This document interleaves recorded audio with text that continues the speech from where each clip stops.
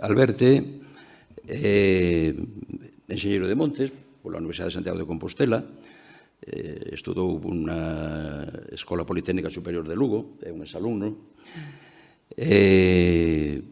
logo fixo un máster de desenvolvemento rural na Universidade de Dublín e desde o ano 2006 desenvolve a súa traxectoria profesional en distintos ámbitos da administración autonómica, sempre vinculado ás áreas de política forestal, prevención e defensa contra incendios forestais e protección civil. Na actualidade, como subdirector xeral de Recursos Forestais, coordina accións de planificación, ordenación e impulso de xestión sostible nos montes galegos. Está interesado tamén na cooperación e participación internacional, intervén activamente en foros sobre gobernanza forestal, xestión do risco de incendios e reducción de desastres, dos que este ano tivemos uns cuantos en Galicia e no resto de España, e colabora en iniciativas como o Mecanismo Europeo de Protección Civil, proxectos de irmandamento institucional con as administracións forestais de outros países, e accións de asesoramento en materia de gobernanza e xestión do risco e reducción de desastres por incendios forestais.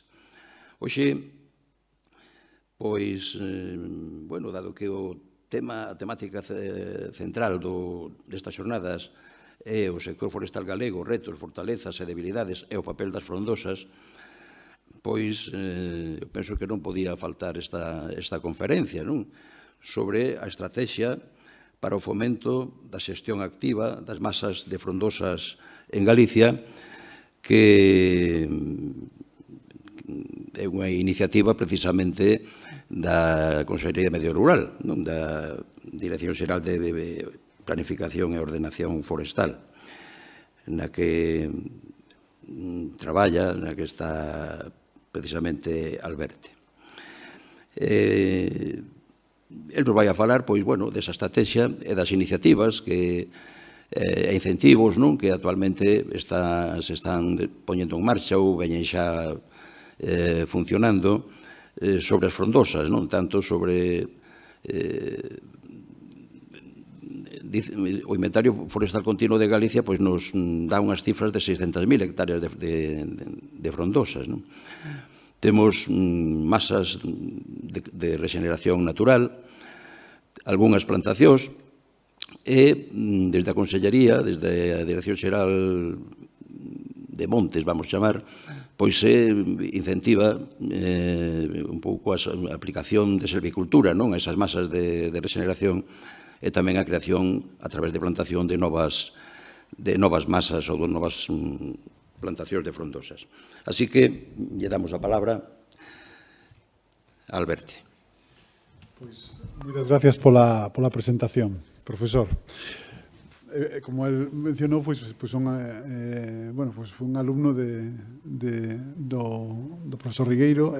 Estou encantado de estar hoxe aquí, de ter esta oportunidade para falar un pouco das frondosas, en general de política forestal en Galicia. Como se mencionou, un pouco a miña ponencia de hoxe vai a versar principalmente sobre a estrategia para o fomento da xestión activa das masas de frondosas en Galicia, que é un documento que foi elaborado recentemente, foi publicado ano pasado, que é este documento que está a disposición de todos vostedes na páxina da Consellería de Medio Rural.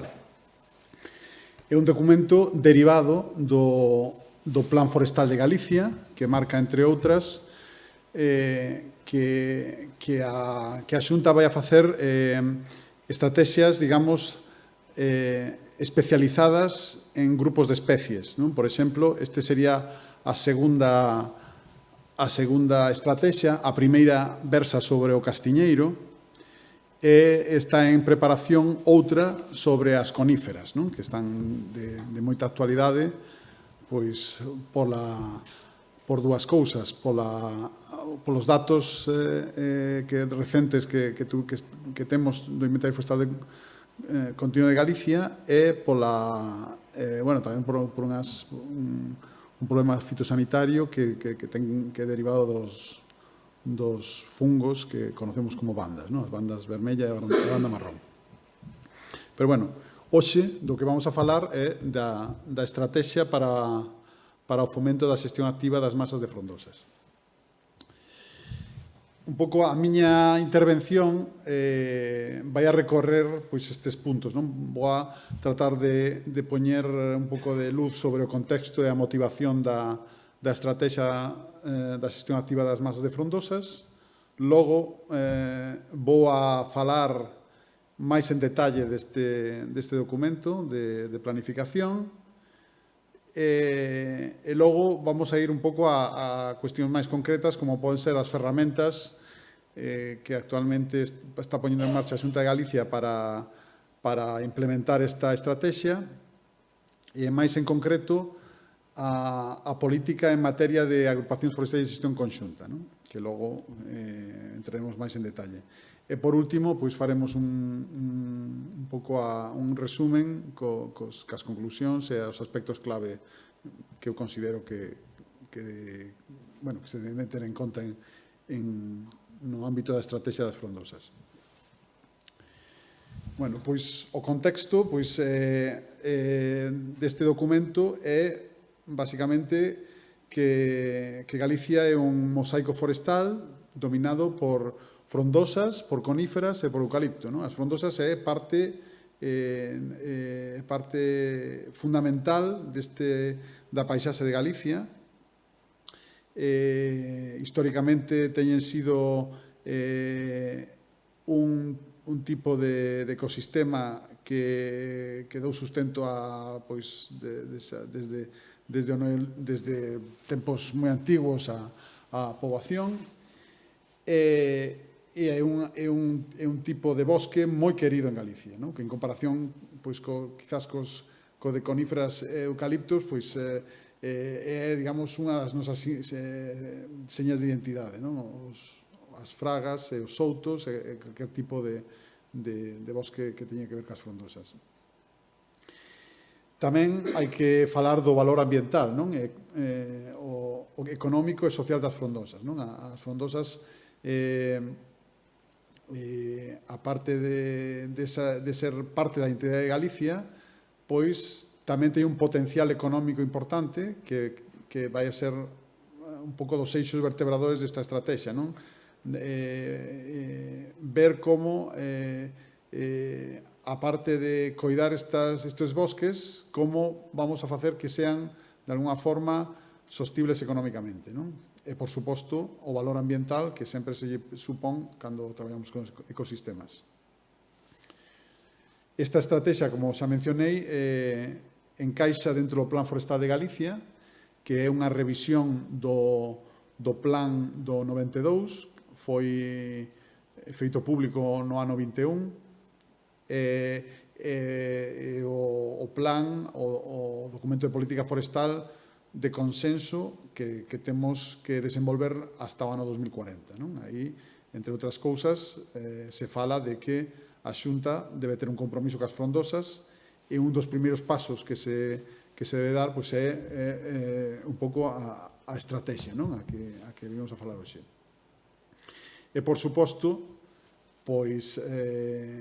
calquera estrategia que teña que ver con a xestión sostible ten que ter en cuenta a mitigación do cambio climático e o desenvolvemento rural. Como ferramenta, a xestión activa das frondosas tamén debería ser unha ferramenta de desenvolvemento rural. Cal é o alcance da estrategia? Que especies son as que consideramos que nas que debemos poñer o foco? Principalmente son, como vemos aquí en esta tabla, que é unha tabla extraída directamente do documento da estrategia forestal, son principalmente especies frondosas autóctonas, pero tamén hai algunha especie foránea debido ao seu interese productivo, non? Por exemplo, recentemente tuvemos unha xornada sobre este asunto, por exemplo, o chopo, non? Que ten, pois, a parte ten un interés productivo que pode ter un certo grado, un potencial en determinadas áreas de Galicia. Entonces, bueno, pois, o profesor Regueiro seguro que podríanos explicar en detalle as características botánicas de cada unha e darnos unha clase magistral sobre cada unha destas especies, pero hoxe simplemente o que vamos a facer é poñelas aquí para ver pois que a estrategia as considera.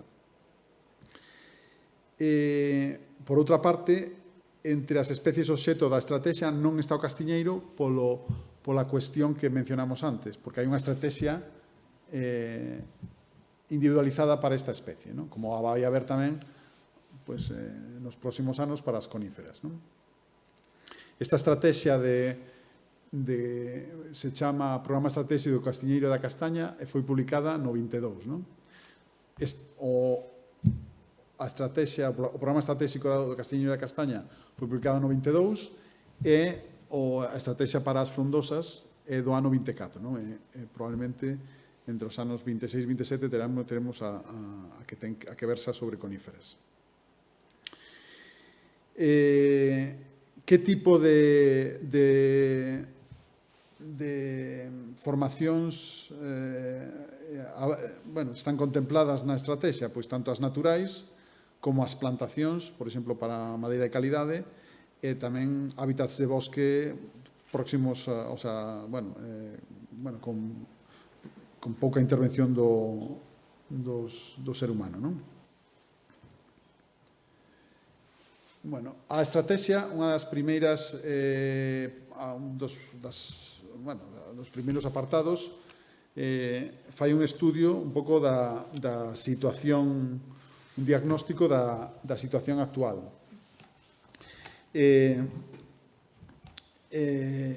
Este diagnóstico,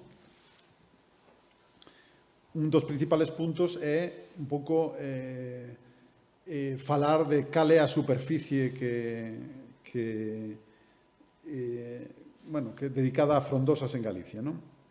Os datos que figuran na estrategia, que é do ano pasado, todavía, teñen a súa base no cuarto Inventario Forestal Nacional, non? Pero xa un pouco xa se adianta parte da información que está de máxima actualidade do Inventario Forestal Continuo, non?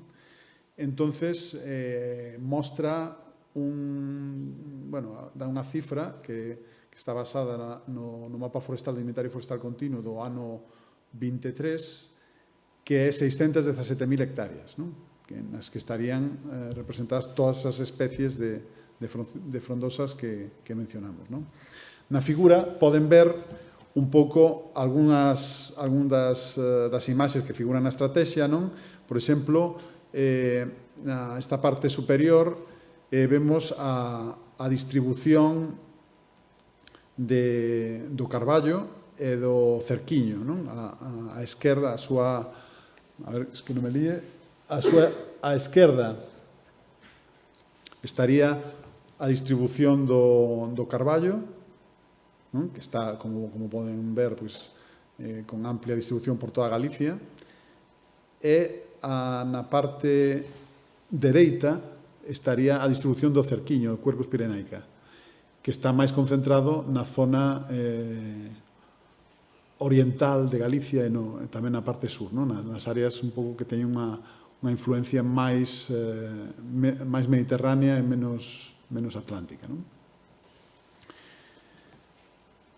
Na parte inferior da figura, pois temos a distribución do bidueiro e dos soutos en Galicia, non? Dos soutos, e vemos como tamén pois hai un certo grado de complementariedade entre na distribución. O bidueiro está máis na parte norte e o xénero castanea pois estaría principalmente tamén nas comarcas orientais, aínda que se ven certo grado de distribución por toda Galicia que ten que ver moitas veces con o que se pode chamar bosques plantados, con con plantacións probablemente recentes de castiñeiro, non? De castiñeiro híbrido, sobre todo na zona da costa e nas zonas con altitudes inferiores a 400 metros sobre o nivel do mar.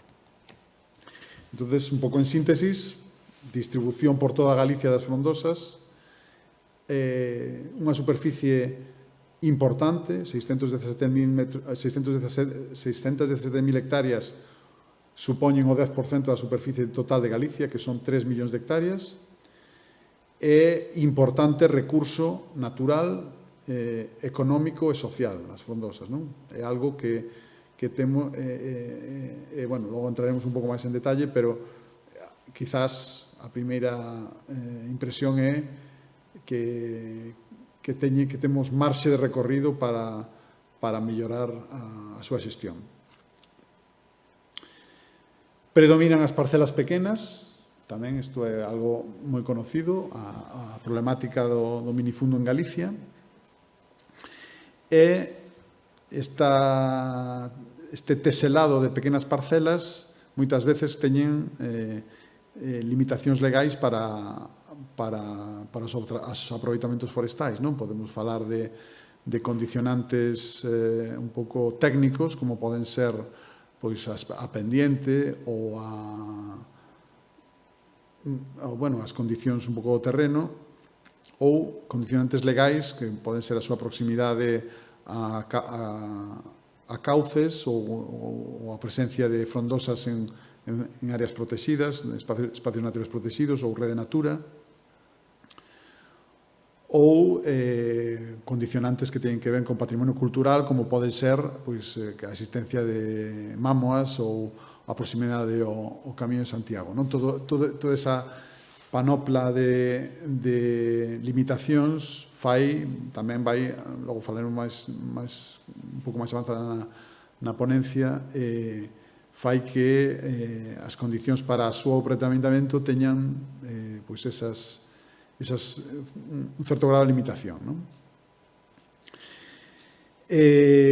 O estado selvícola destas masas de frondosas é podemos calificar de heteroxéneo, no sentido de que pois, temos masas de masas que son directamente que foron plantadas recentemente hasta terrenos agrícolas abandonados onde non se fixo ningún tipo de xestión e temos unha variedade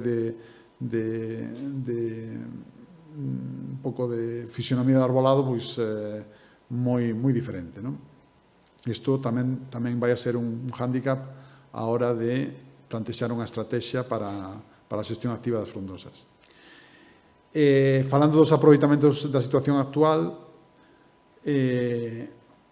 pois se están cortando da orden de 200.000 metros cúbicos anuais, e iso supón menos do 15% do crecemento anual destas masas. O sea, falamos de crecemento anual en volumen de madeira, non? Pois de todo o que crecen, según un pouco con datos do cuarto inventario forestal continuo, do cuarto inventario forestal nacional, solo estamos aproveitando ese 15% e hai marxe de mellora, non? Tamén podíamos mellorar digamos, facer que esa tasa de aproveitamento pois mellorase no sentido de levarnos ao que queremos chegar, que é esa silvicultura activa das masas de frondosas. Non? Entonces, un pouco as debilidades pois, que temos para a xestión destas masas vai a ser a fragmentación da propiedade, non? Ese minifundio do que falamos, que condiciona moito a xestión forestal en Galicia e, en principio, a baixa rentabilidade destas especies porque, desgraciadamente, non temos unha industria importante, si temos iniciativas por toda Galicia, a mellor de empresas que son capaces de procesar este recurso, pero non temos unha industria, digamos, comparativamente coas coníferas que teña un tamaño pois para aumentar un pouco a tasa de de aproveitamento que mencionábamos antes, que era baixa, non? Un pouco reflexado con esta segunda debilidade, que é o limitado aproveitamento industrial destas masas, non? Deste arbolado. Que oportunidades, por darlle un aspecto máis propositivo a esta estrategia? Pois que, en xeral, en Europa, en todo o mundo, pois hai unha importante incremento da demanda de madeira de calidade, non? E as frondosas, pois, é un grupo de especies que podemos levar hacia aí, hacia esa madeira de calidade. Tamén a oportunidade de ter xestionado o territorio e, polo tanto, facer fronte aos incendios forestales, non? Todo o que é non xestión é unha eiva para quizás, por decirlo de outra forma, estamos facilitando pois que esas superficies sean susceptibles de ser recorridas polos incendios forestales, non? Entonces, loitar contra o abandono, facer silvicultura, ser un silvicultor activo, redunda en que na mellora un pouco da prevención de incendios forestales. En xeral, pois, no contexto climático de cambio climático que nos encontramos, pois, potenciar a contribuir ca nosa xestión ou ca mellora da silvicultura das frondosas en Galicia a contribuir á neutralidade carbónica, non? Todo o que, se utilizamos materiais renovables como a madeira, estamos contribuindo a minimizar a nosa huella de carbono, non? Entonces, en este contexto,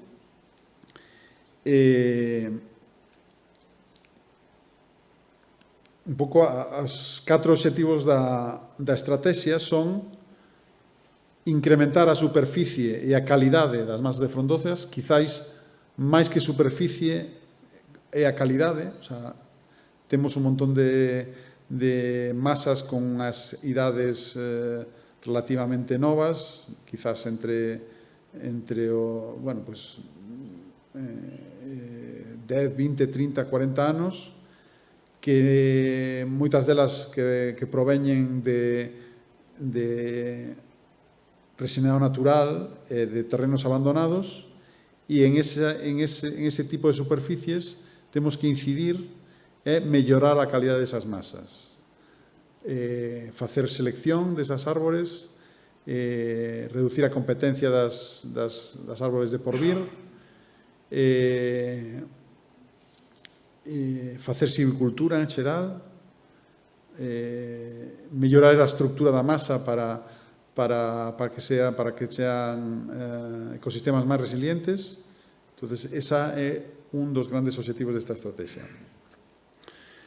Debemos tamén ver estas masas e a súa silvicultura como un punto importante para mellorar a biodiversidade, non? Estas masas se caracterizan, como dixemos, a maioría destas masas son especies autóctonas que teñen un ecosistema asociado e todas as melloras que fagamos nas masas van normalmente a redundar nunha mellora da biodiversidade e que non haxa unha homoxenización do ecosistema, non? Promover a produción de madeira de alto valor e novos usos industriais, pois que levar esas masas a un estado silvícola no que poidamos no futuro ter madeira de alto valor, non? Con diámetros suficientes para un aproveitamento industrial e para que eso sea a materia prima para unha industria que traballe cas frondosas en Galicia que desgraciadamente actualmente escasea, non? Quizás a maioría dos usos, a maioría Desos 200.000 metros cúbicos que se cortan ao ano, a maioría van destinados a leñas e a biomasa, o sea, para uso, en moitos casos para uso doméstico, e iso pois, é un uso pouco noble destas especies. Temos que tratar de levar esas masas a unha situación na que pois, teñamos produtos moito máis nobles que a simple leña que vamos a utilizar nas nosas casas. É importante integrar pois, as frondosas na planificación e na economía forestal de Galicia. É dicir, que sexan fonte de riqueza, que sean fonte de desenvolvemento rural, que haxa industrias e tecido industrial asentado no rural, que eso vai a levar a que haxa iniciativas empresariais que non se poden deslocalizar, é dicir, se estamos utilizando madeira de forma local, eses transformadores non van poder irse a outro lado a facer esa transformación. Queremos que se queden aí, que utilicen os recursos de Galicia, non?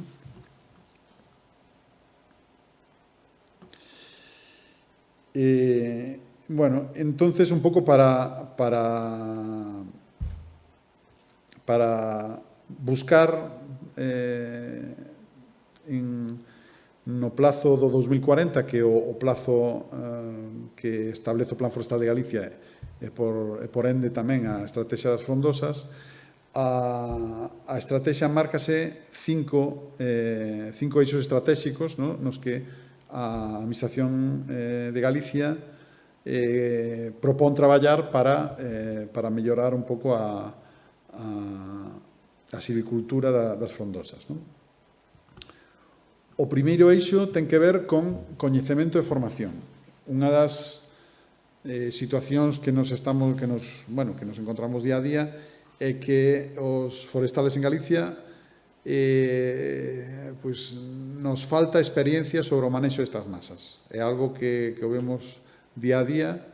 Sempre nos queremos reflexar na silvicultura centroeuropea, nos franceses, nos alemáns, nos austriacos, pero temos que desenvolver un sistema propio, o sea, uns modelos de xestión propios, porque non somos exactamente, as nosas masas non son exactamente iguales que esas masas centroeuropeas. Podemos nos inspirar en eles, pero necesitamos desarrollar o noso propio coñecemento sobre a xestión destas masas, non? E isto ten que ser a todos os niveles. Temos que facer no ámbito universitario, que xa se fai, pero tamén facelo no ámbito da formación profesional, facendo que os futuros silvicultores poidan reconocer facilmente no monte, nunha fraga, cales son as árboles de porvir, como temos que fomentar esas árboles, que tipo de xestión temos que facer aí, que tipo de cortas, non van a ser as cortas, lógicamente, que estamos acostumbrados en outras especies, en outros grupos de especies, como son as coníferas ou as frondosas. Temos que levar esta unha silvicultura basada en montes irregulares, no que vamos a ter masas nas que temos arbolado de diferentes idades. Todo isto é algo que non sabemos na teoría, pero que temos que poñer en práctica masivamente en todo o territorio, nesas 617.000 hectáreas. E iso require moita transferencia de coñecemento e moita experiencia, poñerse a traballar en estas masas, non? Algunha experiencia se ten feito, por exemplo, aquí cerca, en Labio, a Escola Politécnica Superior, en colaboración tamén ca Xunta de Galicia, se puxo en marcha un marteloscopio, non? Que isto, por exemplo, por explicalo así de forma sinxela, é unha especie de zona de prácticas no que os estudiantes poden de alguna forma, sin ter que, evidentemente, sin ter que aplicar aproveitamentos forestales, poden poñer en práctica esos coñecementos de selección de arbolado en detalle en esa parcela, non? Esta parcela en concreto é unha parcela de en torno a 1 hectárea na que cada árbore está identificada. Se fixo un estudio tamén moi detallado de desarbolado, non? De diámetros, de alturas, de exactamente onde está posicionado en esa parcela de 1 hectárea. Eso está acompañado dunha aplicación informática que está vinculada con modelos selvícolas, non? En función, digamos, da selección de arbolado que o estudiante escolle, a aplicación o que lle vai a facer unha proyección de como vai a evolucionar ese arbolado, como van a evolucionar os diámetros desas árboles, as alturas, como facer unha proyección, unha simulación do que, se unha intervención silvícola que faga hoxe, como se vai a quedar eso, pois, por exemplo, dentro de 30 ou 40 anos, non? É un exercicio moi importante porque permite, digamos, de forma sinxela, facer probas e poñer en práctica esos coñecementos que estudiamos na carreira ou que podemos aprender ou que se pudieran aprender en ciclos de FP sobre marcaxe de árboles, cales que árboles son os que se van a aproveitar, si corto este e deixo este outro, como vai a evolucionar este segundo. Entonces, este tipo de iniciativas favorecen esta necesidade de formación e permiten que os silvicultores se entrenen para logo aplicar eso en directo nas propiedades que teñen a seu cargo. Entonces, eixo 1, moi importante, coñecemento e formación, tanto no ámbito universitario como no ámbito da formación profesional.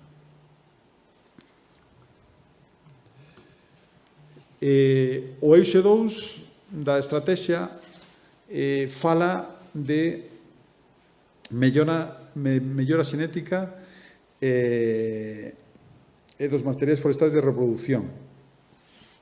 E, por suposto, tamén conservación de recursos xenéticos. Un pouco por diferenciar, este eixo ten como dúas patas principales. Unha temos unha base xenética en Galicia, por exemplo, de carballo. Vamos a seleccionar os mellores xenotipos para que no futuro teñamos árboles máis adaptados, por exemplo, ao cambio climático ou ás pragas e ás enfermidades, ou que respondan a algún tipo de criterio industrial para o seu uso, por exemplo, para serrado. Iso por unha parte, se está traballando en eso, e por outra parte, tamén debemos conservar esa base xenética, ter representación de todo ese abano de carballeiras que podemos, que habrá un gradiente desde as provincias de Lugo e Ourense ata a costa, de diferentes adaptacións do carballo a diferentes tipoloxías de clima ou de solo. Eso tamén temos ter unha representación desa base xenética para o caso en que teñamos algún tipo de problema no futuro, por exemplo, derivado do cambio climático, poidamos polo menos ter unha representación desa base xenética que temos actualmente. Entonces, neste ámbito, evidentemente ten moito que ver todo o sistema de investigación forestal de Galicia, pero tamén ten que ver o que é os viveiros, digamos, de produción de planta. No ámbito, por exemplo, do desenvolvemento de materiais forestais de reproducción de calidade, pois se teñen feito varias cousas nos últimos anos. A Xunta ten colaborado coa Fundación Paideia para utilizar métodos de reproducción vegetativa para, digamos, o elenco de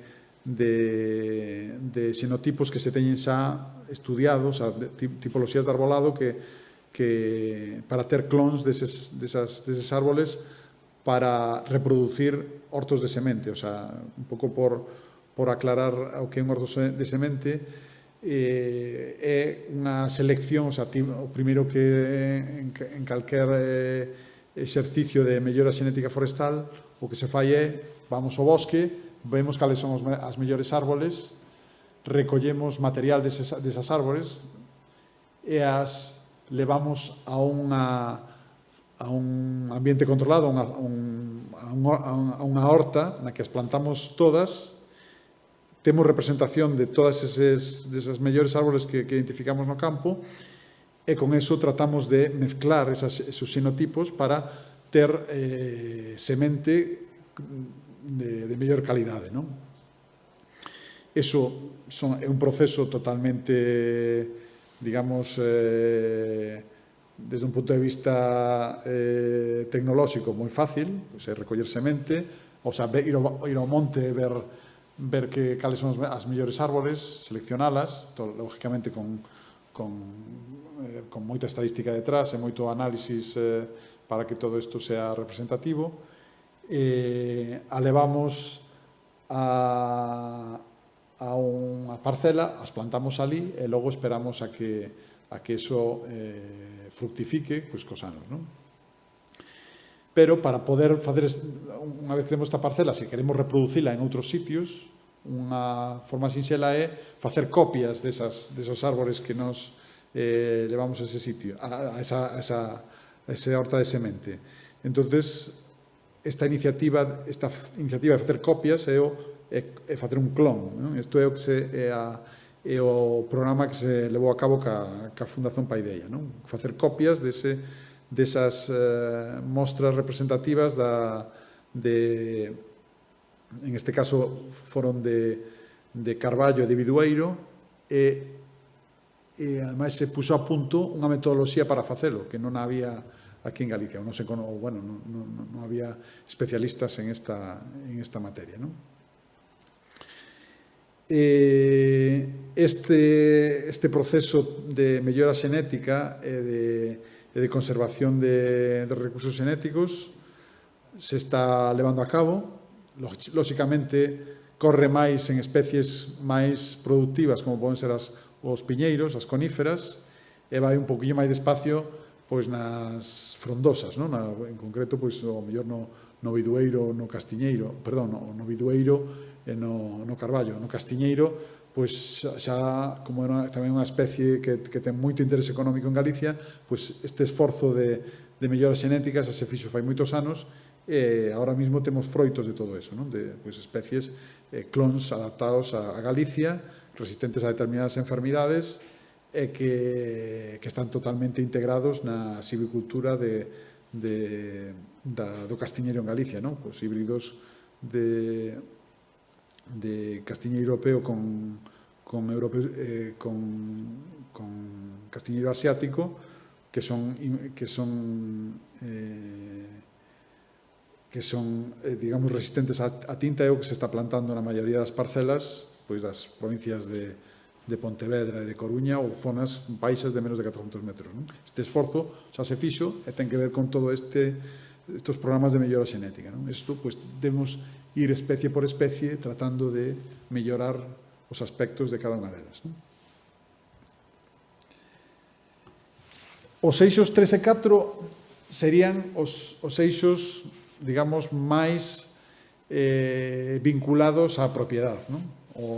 O 1 e 2 vimos que teñen que ver co sector público, porque, lóxicamente, o esforzo de mellora xenética e de mellorar o coñecemento xeral e a formación sobre isto, pois recae principalmente no sector público, pois nas universidades, na administración forestal,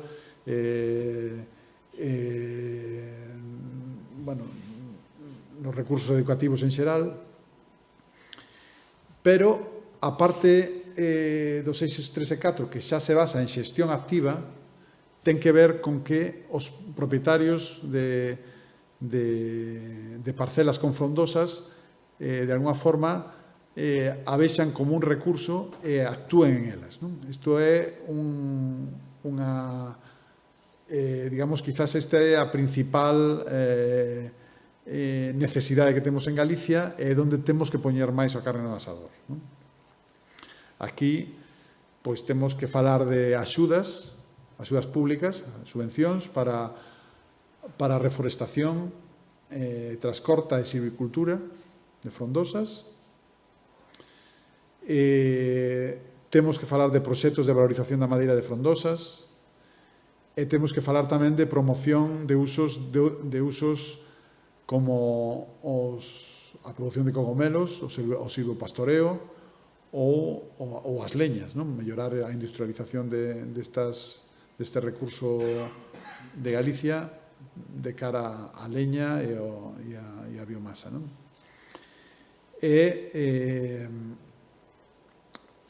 Tamén un pouco unha das ferramentas que se poden utilizar é este rexistro de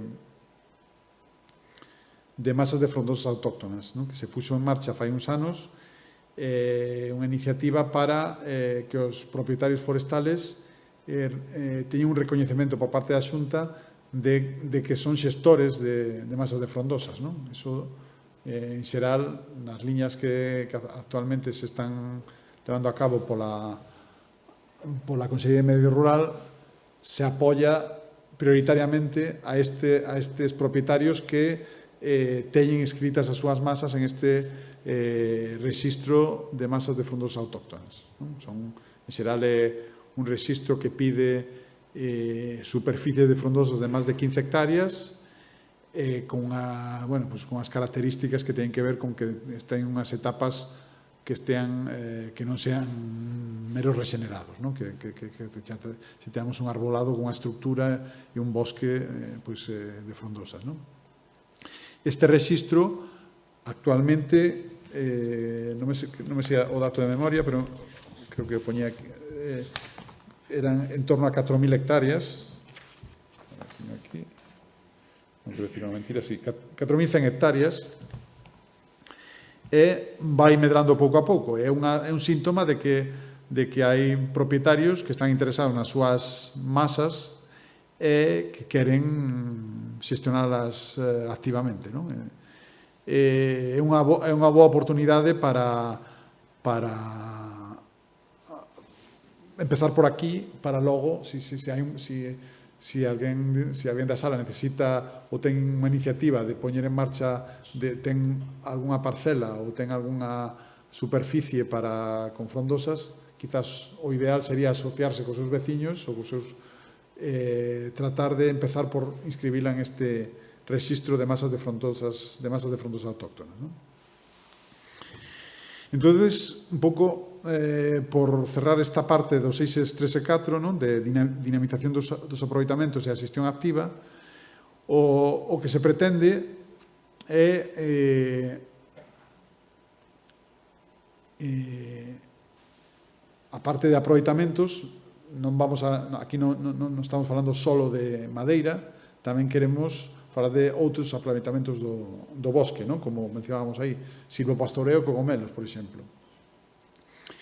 Pero que fagamos, que teñamos un plan para ese monte e que o apliquemos. Esa é a idea detrás de xestor activo. O sea, o plan pode ser un documento moi complexo, como pode ser un proxecto de ordenación, pero tamén pode ser algo moito máis sinxelo como os modelos silvícolas, que son como pequenas recetas que din que eu me adiro a elas, as leo e digo isto me parece ben, me apunto aquí na Xunta, me comprometo ca Xunta ou ca Administración Forestal a aplicar este tipo de itinerario silvícola. Cando vou a facer podas, cando vou a facer intervencións de disminución da densidade, que tipo de produtos ao final, que tipo de produtos de aquí quero sacar, quero dedicar isto solo a aspectos medioambientais, os quero dedicar tamén á produción de cogumelos,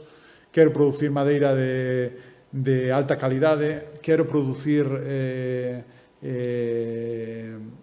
simplemente quero ter unha produción pequena de leñas. Entonces, iso é o que chamamos modelos silvícolas, non? Ese sería a receta, e o silvicultor activo sería a persona que aplica eses modelos silvícolas, esa receta, ese itinerario, e o ten claro, non?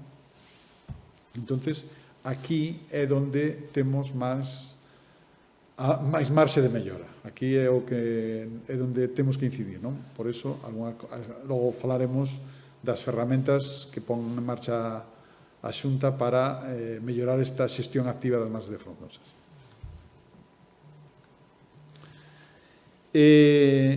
Por último, o quinto eixo da estrategia fala da xestión pública e simplificadora, non? Propón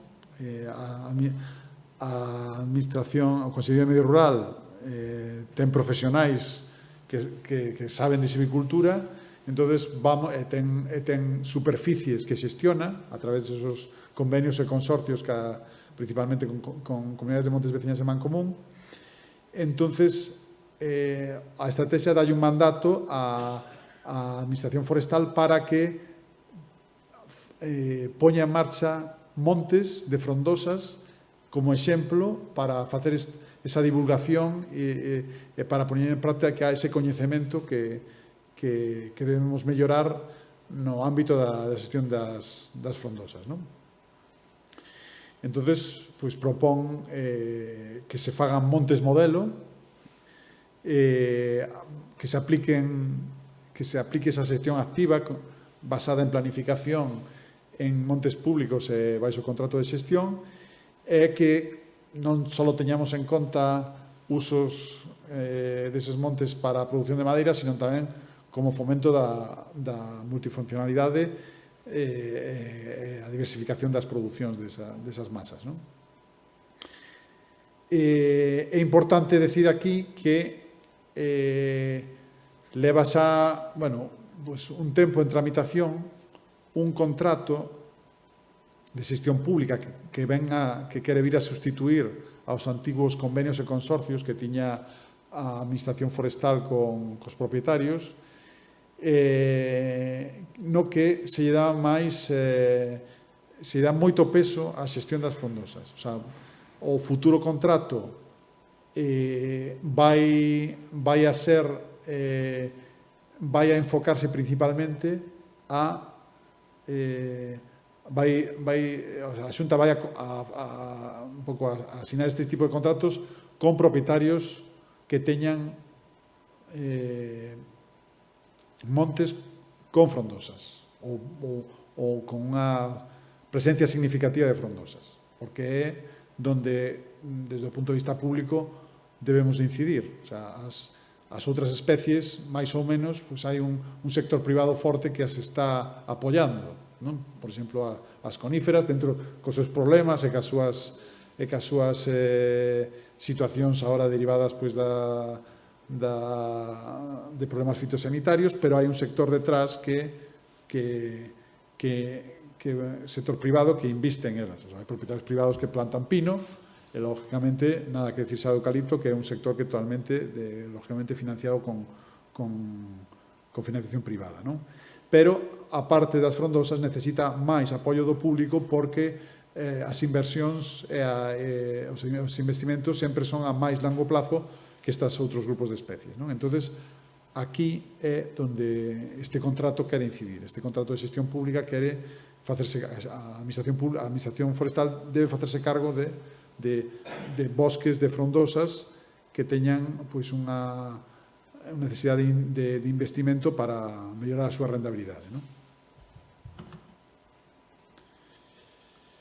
Bueno, e como vamos a avaliar todas estas políticas, non?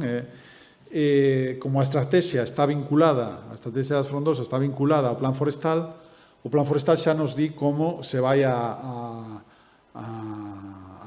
revisar e a ver os números de se estamos facendo as cousas correctamente ou non, non?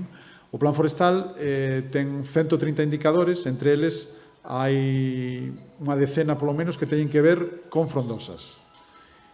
O Plan Forestal de Galicia di que quinquenalmente, o sea, cada 5 anos debe facerse unha revisión de sus indicadores e facelos públicos a través da presentación dos seus resultados ao Consello Forestal de Galicia e o Parlamento tamén. Entón, aí, en ese momento, será cando se revise, por exemplo, como está variando a superficie de frondosas, non? Ou evaluando, pois, en este caso, ca ferramenta que é o Inventario Forestal Continuo de Galicia, ou como están cambiando os aproveitamentos, se realmente estamos tendo éxito con esta política de, veña, vamos a fazer máis xestión activa, non? Entonces, esta primeira avaliación se vai a facer durante o ano que ven, durante o ano 2026, e non se vai limitar só ás frondosas, van a ser esos 130 indicadores que menciona o Plan Forestal. Bueno, marco un pouco de axudas e subvencións que actualmente se están implementando. Existen actualmente dúas líneas principais de investimento, non? Que son, por unha parte, as axudas á silvicultura e despois hai outra política xa, digamos, a punto de novedosa, ademais, outra política de axudas que é as axudas á reforestación transcorta. Históricamente, hubo dúas líneas de inversión potentes pola Consellería de Medio Rural, unha que tiña que ver ca silvicultura, que lógicamente non só abarca as frondosas, tamén traballa cas coníferas, pero, digamos, con este período operativo da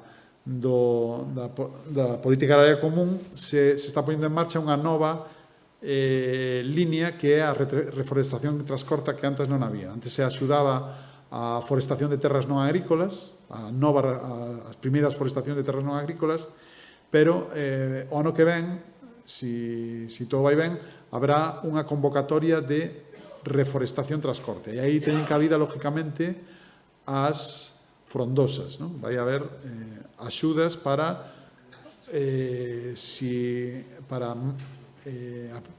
superficies que tuveron un aproveitamento forestal ou ben de previo no que había eucalipto ou coníferas ou frondosas para implantar en esas superficies frondosas ou masas mixtas, non? De frondosas e coníferas. E dentro tamén desta mesma línea de axudas, que se publicará a principios do ano que ven, habrá outra línea que ten que ver coa reforestación transcorta con chopo, non? Porque hai un certo grado de interés por esta especie. Lógicamente non ten nada que ver cas frondosas autóctonas, non? É unha especie productora que necesita moita... falando en términos de silvicultor activo, pois silvicultoras moito máis activos que as plantacións de chopo que con unha masa de frondosas autóctona. E hai un certo interés tamén para diversificar un pouco as especies productivas que ahora mismo están centradas nas coníferas e no eucalipto, non? Buscar outras alternativas que non sexan esas dúas grupos de especies. E por último,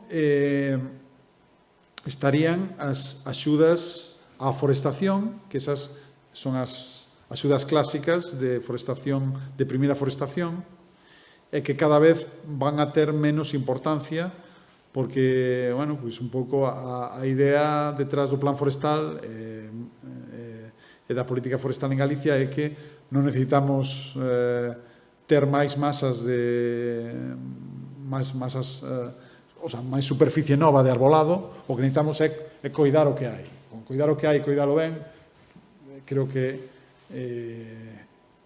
somos capaces de mellorar a silvicultura das frondosas, mellorar tamén a parte fitosanitaria das coníferas,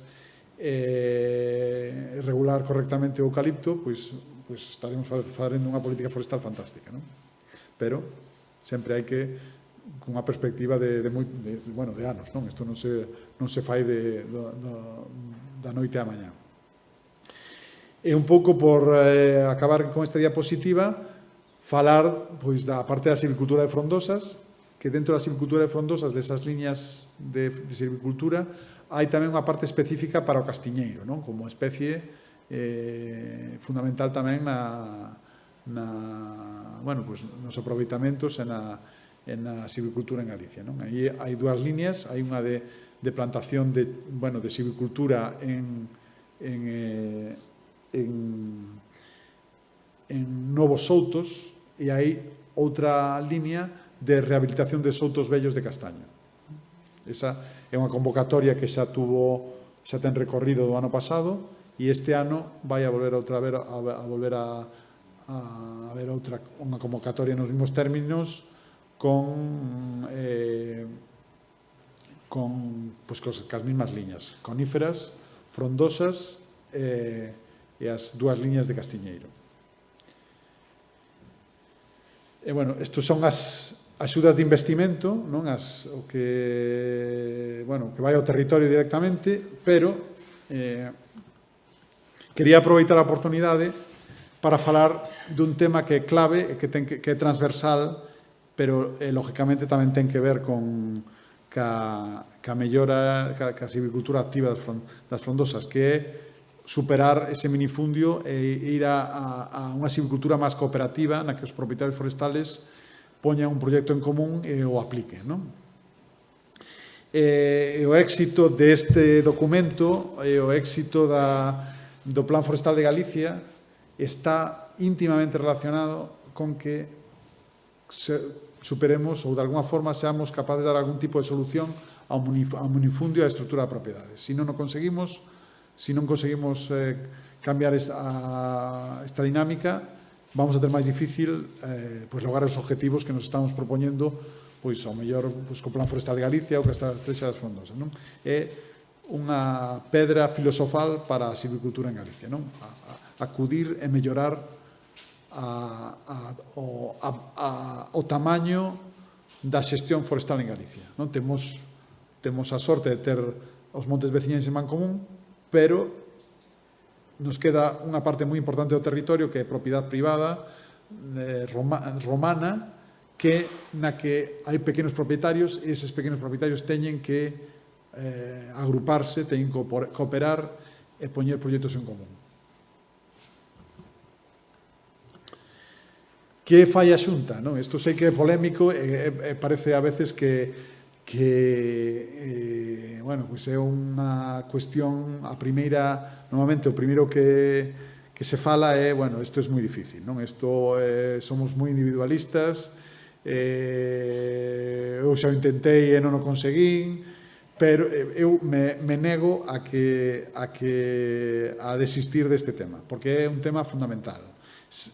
Concordo con esas posturas de que é moi difícil, de que hai que facer moito esforzo, de que hai que predicar moito, hai que traballar moito, hai que picar moita pedra, pero temos que facer, que non hai outra solución. Se non vamos a raíz do problema da estrutura da propiedade, non vamos a ser capaces de avanzar con outras cousas, non? Entonces, é algo que é unha política fundamental, transversal, dentro do Plan Forestal de Galicia, en calquera acción da Administración Forestal, non? Entonces, nos últimos 10 anos hai legislación abundante sobre este tema. Vou a mencionar, aquí apoño simplemente para ilustrar as referencias, pero basicamente se concentran hubo unha iniciativa da SOFOR, que eran unhas sociedades limitadas, a principios en torno ao ano 2011 e anos seguintes, que tuveron un éxito relativo porque requiren moito compromiso dos propietarios, se pide que se constituían sociedades limitadas, que vayan aos notarios a constituir esas sociedades limitadas, que cedan os seus dereitos de propiedade por tempo indefinido, que teñan xa un certo grado de coñecementos mercantís, porque están traballando pois, en unha figura societaria como a sociedade limitada que, bueno, pois, que xa non é para todos. E, lógicamente, con todos estes hándicaps, pois, ten un éxito limitado. Ainda que a maioría da xente que entende desto recoñece que era unha boa figura no sentido de que se adapta moi ben a un plan, o sea, a planificación no monte que ten que ser unha figura estable, reconocida e que poida perdurar no monte, que todo o mundo entenda. Se hai líos, que sempre os hai, lógicamente cando nos agrupamos, nos asociamos ou cooperamos, sempre hai líos, e a sociedade limitada, como está tan trillada do ámbito mercantil, pois, lógicamente, favorece que eses líos se resolvan máis facilmente, non? Isto pasou, se constituíron 19 software, están traballando unhas mellor e outras peor, están aí. E un pouco con esta experiencia, pois no ano 21,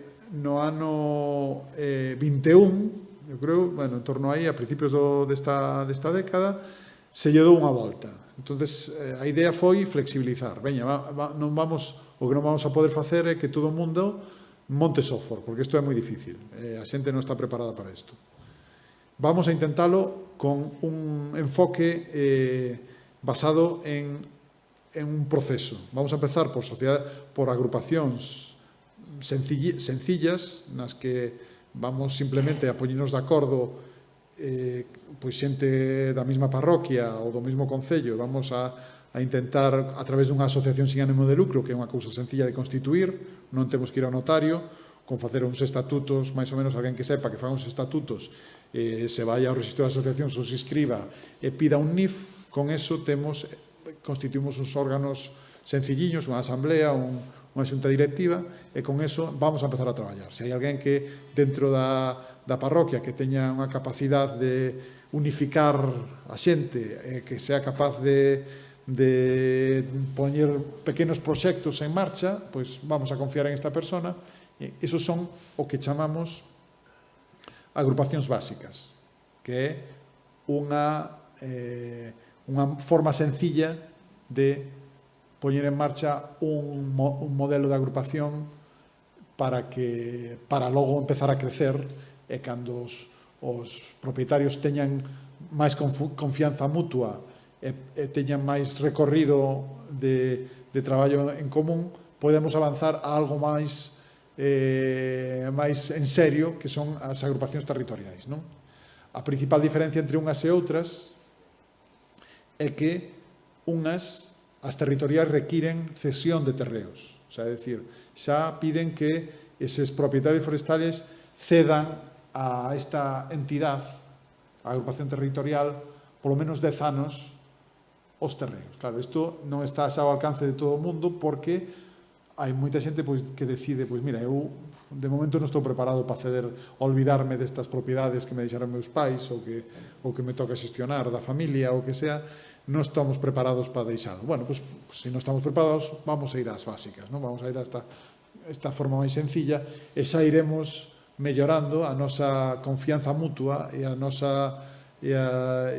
ese proceso que é básico en calquer agrupación ou en calquera ámbito humano, que é vamos a perder a desconfianza e vamos a intentar cooperar, non? Entonces, esa idea de proceso é o que está detrás agora deste modelo de agrupacións forestais de xestión conxunta. Hai as dúas alternativas, os propietarios poden empezar por donde queiran. Se xa se ven fortes para ir a unha agrupación territorial, pois vamos a polo Ferrari. Se non, vamos a empezar por unha cousa máis sinxela, para que logo, se as cousas van ben, podamos agruparnos, non? Ceder as parcelas. E entonces, estas dúas o que propoñemos é, pois, con estas dúas figuras, a Xunta, pois o mismo, temos un registro, nese registro vamos a ter o nombre da agrupación, vamos a ter quen é o responsable desa agrupación, cales son as parcelas que están inscritas, evidentemente, para participar nunha agrupación forestal de xestión conxunta, o primeiro que hai que ser é un propietario forestal, non vale a xente que non o sexa. Entonces, os que estén nas agrupacións teñen que ter, decir, eu son propietario forestal e estas son as miñas parcelas, entón a Xunta as vamos a apuntar nun registro, nunha base de datos, as vamos a ter aí, e o que vamos a facer é, lógicamente, darlle prioridade para todas as liñas de axudas que teñamos, non? Desde as cestas de inversión como outras que poidan xurdir no futuro, non? E esta é un pouco a filosofía detrás ese proceso que houve de maduración de a ver que que fai a Xunta para facilitarlle a vida á xente que se queira agrupar, non? Primeiro empezamos con unha cousa moi difícil e logo pensamos outra vez e dixemos, bueno, pues vamos a ir a estas cousas máis en plan proceso, máis evolutivas e a ver que pasa, non? Ademais de toda esta legislación para, digamos, amparar isto e dar seguridade xurídica, tamén dixemos, bueno, pues hai que dar algo de zanahoria, senón isto é imposible, con contalo entonces nos últimos anos pues puxemos en marcha por lo menos 2 liñas de axudas para as básicas e as territoriales. Lógicamente, quen ten máis apoio, máis líneas de apoio son as territoriales, onde a xente dá o paso de ceder. As outras tamén axudamos, pero un poquinho menos, porque, claro, o compromiso é menor, non? O compromiso dos propietarios que a propia agrupación é menor. E isto, a intención é continuar. O ano que ven, pois, trataremos de poñer en marcha outra orden similar ás que hubo estos anos, non? E como estamos? Pois, estos son os datos de principios do ano 25. Pois eso, andábamos no registro por 24 agrupacións forestais de xestión conxunta, pero os froitos destas dúas ordes se van a ver a finales do ano 26, que vamos a pasar ao mellor, vamos a pasar desas 24 probablemente a unhas 60 agrupacións e agrupar a máis de 7.000 hectáreas, non? E a cousa, lógicamente, é un bo inicio, nos temos moito que traballar, non? Na Xunta, en general, bueno, e tamén os propietarios, pero pois dá un pouco de esperanza ver que con un certo grado de axuda poñendo estas ferramentas legais en marcha, pois que quizás sea a boa dirección, non? Fortalezas, non? Por un pouco terminar esta diapositiva, acceso prioritario a novas axudas e economías de escala e retos, baixo grado inicial de asociacionismo e descoñecemento da propiedade. Entonces,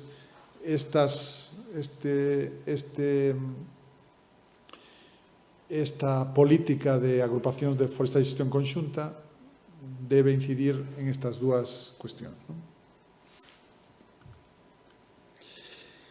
E, bueno, son as 8:10, vou a cerrar un pouco, eu creo que podemos estendernos un pouco máis nas preguntas e respostas, non? Agora, sí.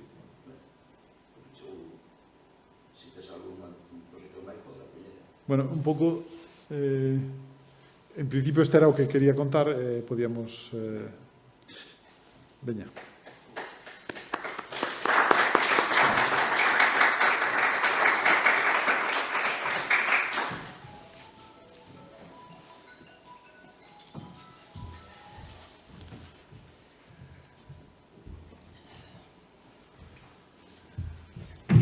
Bueno, pues agradecemoslle, Alberte, esta exposición interesante e tamén lle agradecemos que aceptara formar parte do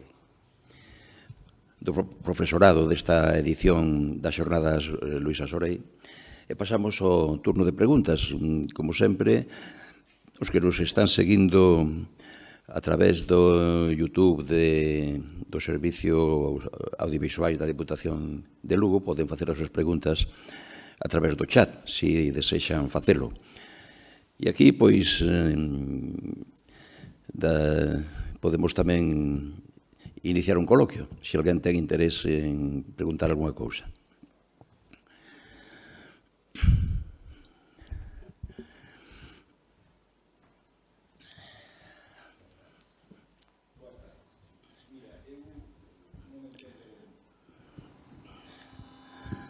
Por eso pregunto, que non entendo moi ben, como é iso do silvopastoreo en bosques de frondosas.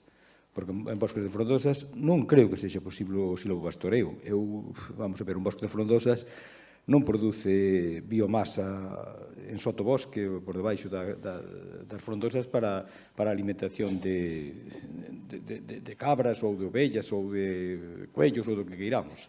Non, entón o silvopastoreo en bosques de frondosas non o vexo posible. Non o entendo, vamos.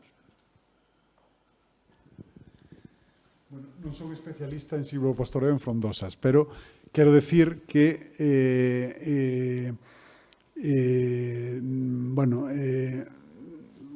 comparativamente, quizás non é lóxicamente non é o ecosistema que temos aquí en Galicia, pero as dehesas son un exemplo de silvopastoreo, non? É un problema, o tema, lóxicamente, de ter pasto debaixo de frondosas é un problema de densidade, de arbolado.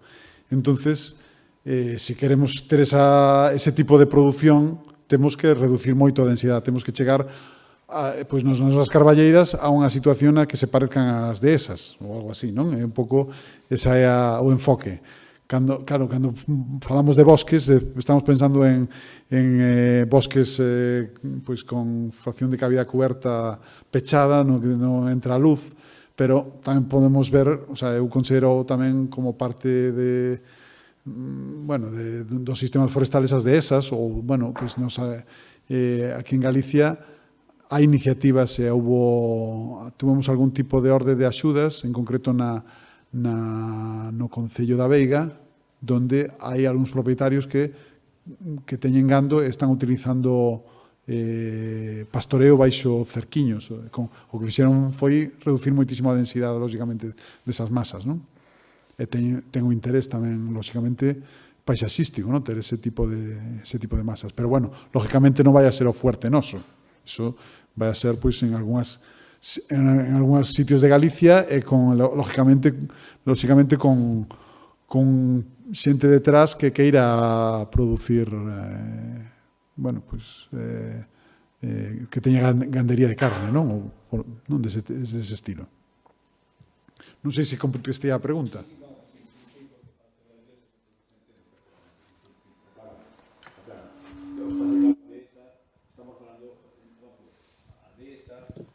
Non é propia, vamos a ver, o sistema de explotación de esa, aquí non se pode traducir por devesa, non é propio de Galicia. É dicir, vamos a zonas de outros tipos de climas, como pode ser na zona de Extremadura, por aí, no que, sí, a dehesa, sí, vemos dehesas perfectamente, viaxando en coche de cara a Madrid, de cara pasando por Salamanca, vemos as dehesas perfectamente, onde están os touros, etc. Vacas, si vemos as dehesas perfectamente, hasta con cultivo de cereais por debaixo. Vemos as dehesas perfectamente implantadas e funcionando perfectamente. Pero en Galicia non vexo eso. Vino solamente nun sitio en Galicia, asociado con sobreiras. Só foi o único sitio onde vin. É dicir, gandería, sobreiras, ensilado de erva, en seca, etc. Pois, efectivamente, eso que comentaste. Aclarado, está aclarado. Outra cuestión. Xa que estou falando. Outra cuestión. Vamos a ver. Antiguamente, aquí, por exemplo, cando se quería plantar unha árbore, un carballo, un castiñeiro, etc., seleccionábanse as sementes, a semilla, vamos, castaño ou alandre. Entón, sempre se decía, por iso, de aí ven a pregunta, sempre se decía, hai que escoller as máis grandes, as mellores, porque despois van a sair os mellores árbores dos mellores froitos. É dicir, eu creo que a xenética non está no tamaño, a xenética está vamos a ver, na semente.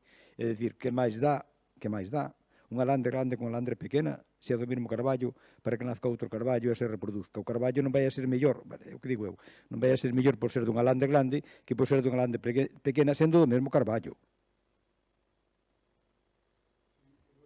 Falaba de mellora xenética, estaba falando, claro, bueno, pues ten lógicamente unha perspectiva científica detrás, pues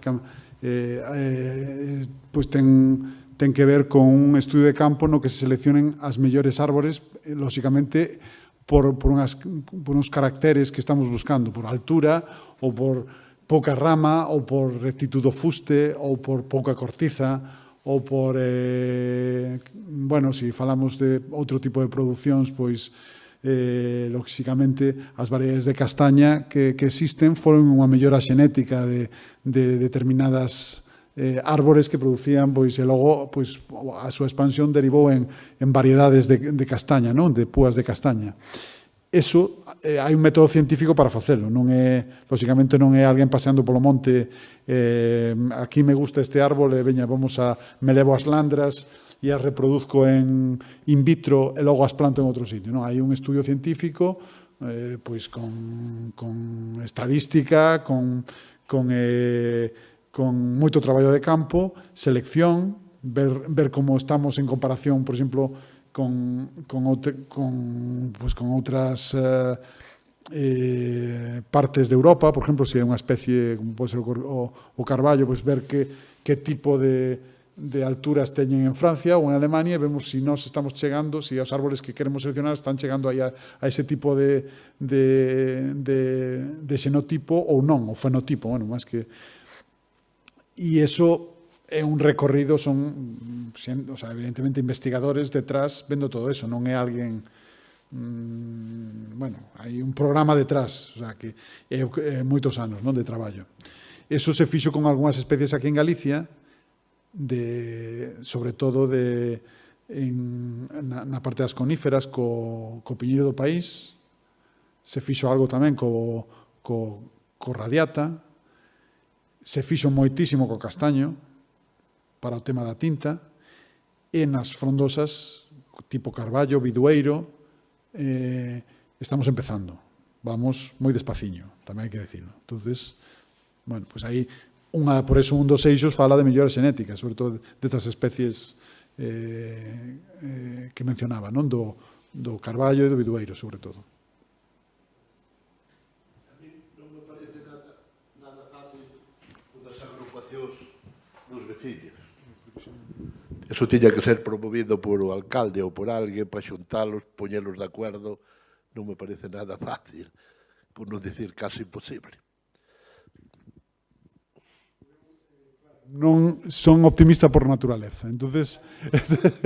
Creo que hai un alcalde aquí que me parece que é o de...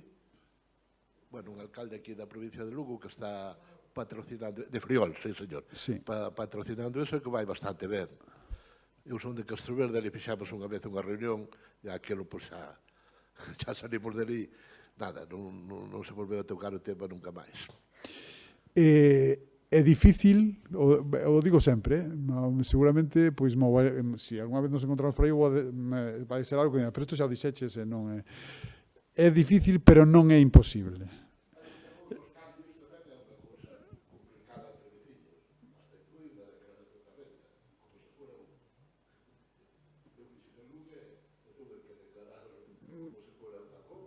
Bueno,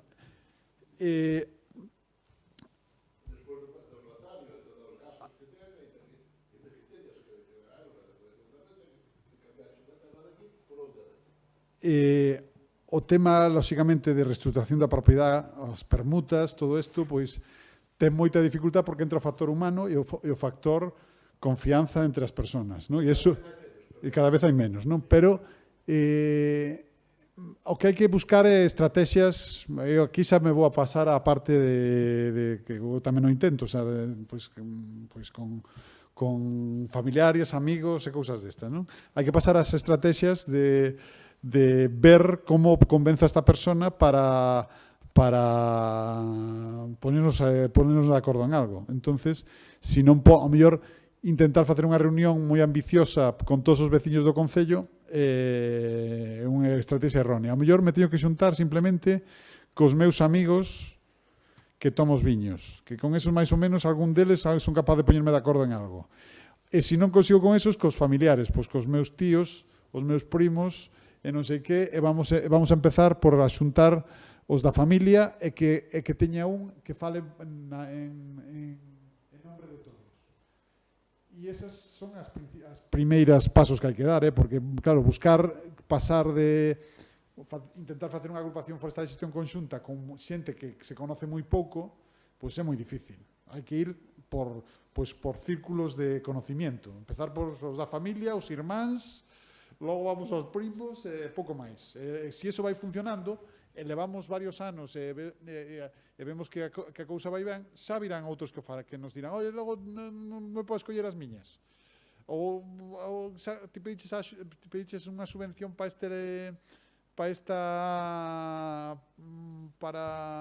plantar isto outra vez, para plantar de castiñeiros, non me podes meter a min aí na seguinte que pedidesme tamén as miñas.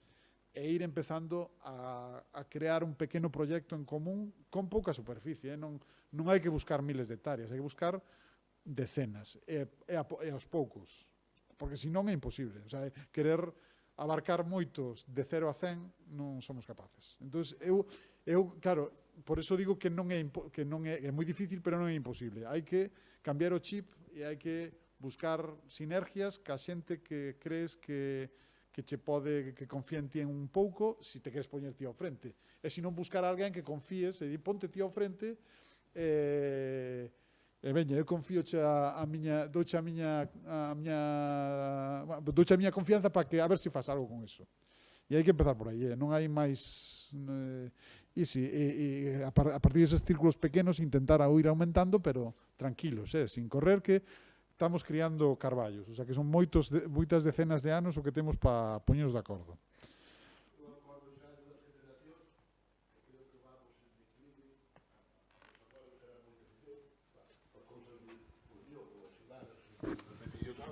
A dos pais xa baixou un pouco e a da hora, pois xa nem nos conocemos case. Bueno, pero hai que, eu creo que sí, o que pasa é que hai que buscar outras estrategias, xa está, non hai...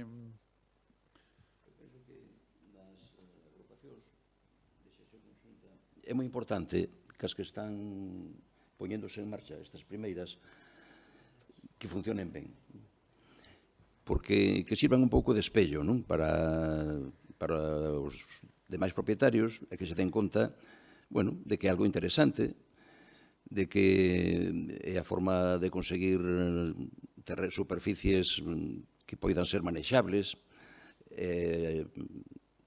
se pode aplicar nelas unha xestión técnica adecuada, e logo tamén que é de esperar que os incentivos, as axudas da administración ou das administracións pois cada vez vayan máis dirixidas, non, a esas agrupacións, a esas superficies que realmente pois son razoables, non, para aplicar unha xestión técnica, non, para parceliñas de 1.000 metros cadrados, 2.000 metros cadrados que pois non conducen a nada e ademais son moi difíciles de xestionar, non? E incluso para a administración pois difícil de seguir pois o destino desas axudas, non? Penso que algo hai que facer, non? Porque se temos pois a parcelación que temos, non? Unha propiedade media dos propietarios particulares que deben andar sobre as 2 hectáreas repartidas en moitas parcelas, con unha superficie media entre 1.000 e 2.000 metros cadrados das parcelas, pois iso, ou cambiamos o chip, ou nos tratamos de superar ese minifundio, ou estaremos sempre igual. A verdade que é un problema xa crónico, non, en Galicia, non? E que no seu momento pois tivo a súa razón de ser e as súas vantaxes, non? Cando vivíamos na época do policultivo de subsistencia. Pero si imos entrando como entramos xa, non?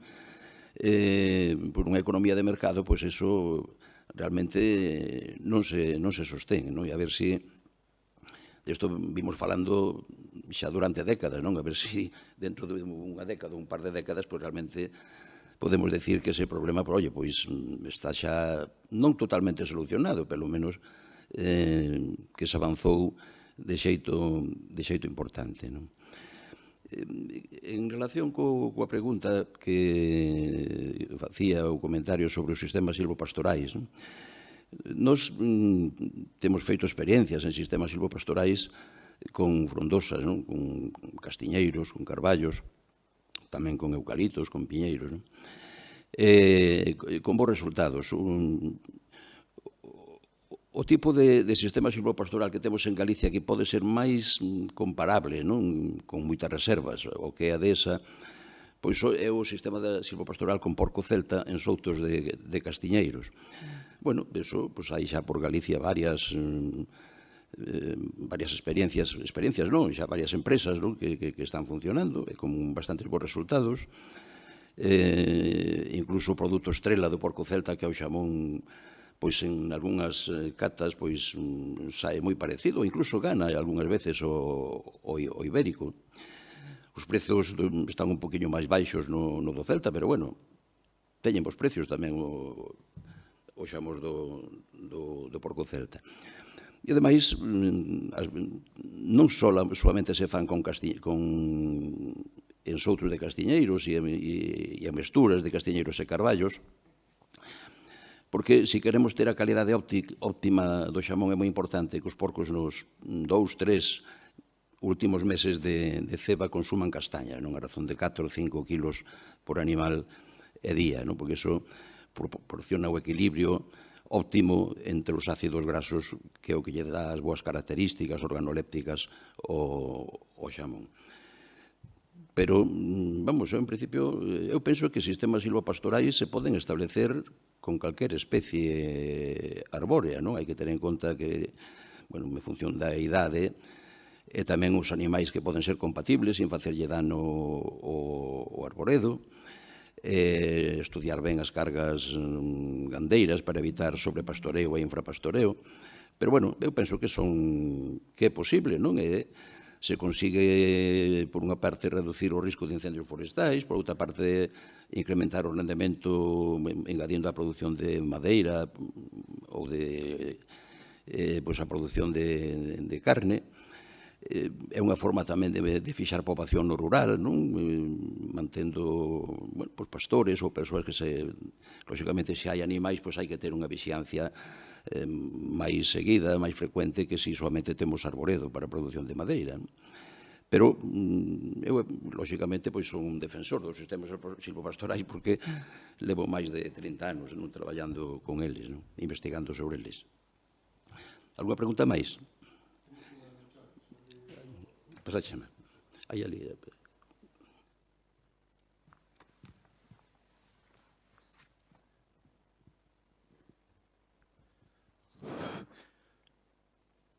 Hola, sí. Contemplabas o plan estratégico contempla a posibilidade de chegar a convenios, os vellos consorcios, como comentabas, non?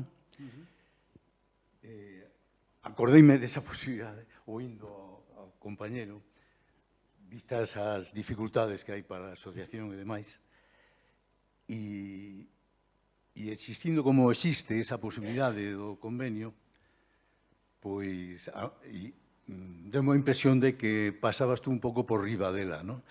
E que como se fora un proxecto a medio prazo ou máis non tan inmediato, non? Xa sei que os consorcios, os antigos consorcios, teñen moi mala fama porque foron impostos no seu momento, pero ao mellor chegou un momento ahora de recuperarlos con decisión, non? Porque poden resolver unha papeleta importante, vista, non sei, visto a especie de derrotismo que existe, non? No medio. Sobre todo pensando estou pensando especialmente nos soutos, claro, porque son masas máis grandes, onde a propiedade está moito menos conocida, moi debida. En fin, que posibilidades. Vai ser a longo prazo os convenios ou van ser máis próximos? Existe un borrador en tramitación do decreto que regula os contratos temporais de xestión pública, que son esta figura que vai a sustituir os convenios, os consorcios, non? Das antiguas, bueno, da lei de fomento forestal esta ferramenta xurídica está en tramitación. Ten as súas dificultades porque, claro, é unha ferramenta moi potente. Pois xa foron os convenios dos consorcios e esta sigue sendo. Como avance, o sea, un pouco falando como se estamos falando aquí de dúas cousas que son frondosas e tamén falei un pouco de agrupación forestal de xestión conxunta, a tipoloxía de propietarios e de masas que vai a un pouco a idea detrás destes contratos temporais de xestión pública é unha especie de, lógicamente non se van a impoñer, eso non é posible digamos, nos sistemas que temos agora da administración. Entonces van a ser unha especie de convocatorias, que vai ser non deixa de ser unha medida de fomento, unha convocatoria en donde vai haber uns candidatos, uns solicitantes, uns candidatos, e vai haber o decreto establece unha priorización. Quen ten máis dereito que outros? Pois, quen vai a ter máis dereito, lóxicamente, van a ser agrupacións forestais de xestión conxunta xunto cos montes veciños en Mancomún, como xa estaban, pero a figura da agrupación forestal de xestión conxunta está contemplada no mismo plano que os montes veciños en Mancomún.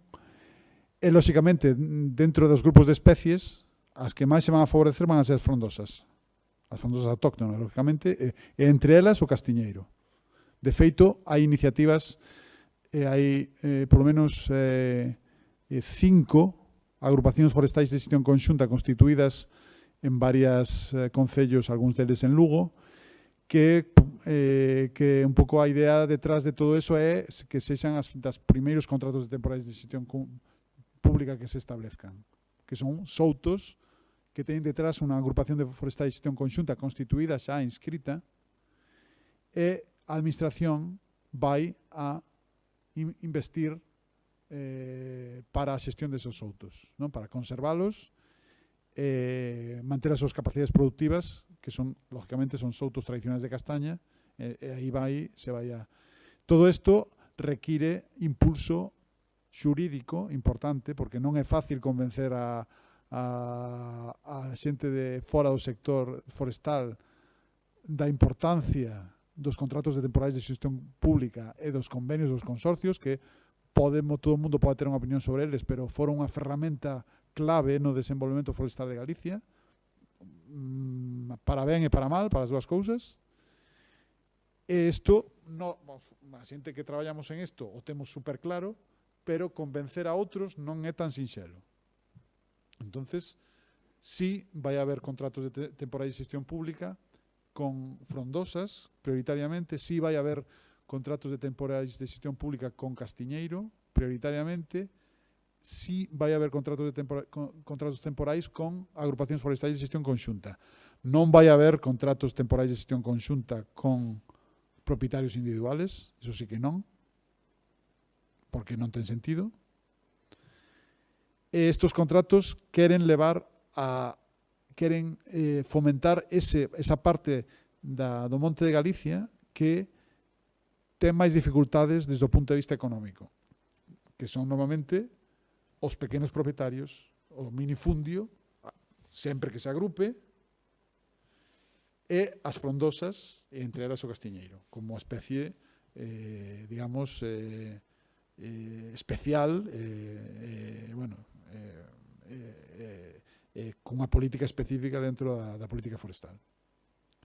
Entonces, claro, non quero falar moito de todo isto porque todavía non está instrumento. A mí me gustaría vir aquí a contar o decreto do contrato temporal de xestión pública, é dicir, está publicado no DOGA de ayer. Pero eso todavía non pasou. Entonces, cando pase, pois o estaré encantado de ir a contar outra vez. Non o sei, non podo decir plazos.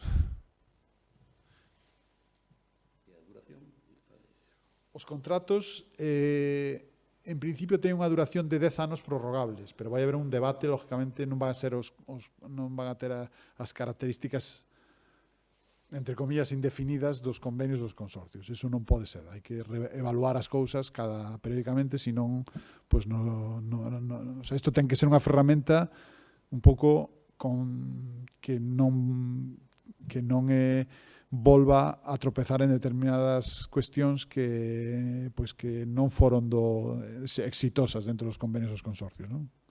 Que tiña unha característica de, bueno, como hasta que la muerte nos separe, non? Eso non pode ser. Ten que haber evaluación e ver que todos estamos de acordo no que estamos facendo e impulso, lógicamente.